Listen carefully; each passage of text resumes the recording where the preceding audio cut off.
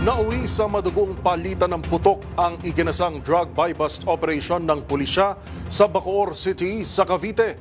Ayon kay Bacoor City Police Chief Lieutenant Colonel Alexi Desamito, sa kasagsagan ng transaksyon ay nakaramdam ang sospek na pulis ang kanilang kausap. Nang poposasa na ay pumalag umano ito at tumakas gamit pa ang sasakyan ng pulisya, dahilan para mauwi sa habulan. Huli sa CCTV ang pagbangga ng sospek sa nakabuntot sa kanyang patrol mobile, maging ang ilang private vehicle sa kahabaan ng Kawit-Cavite Road. Kung may SWAT natin, gumamit po tayo ng iron shield.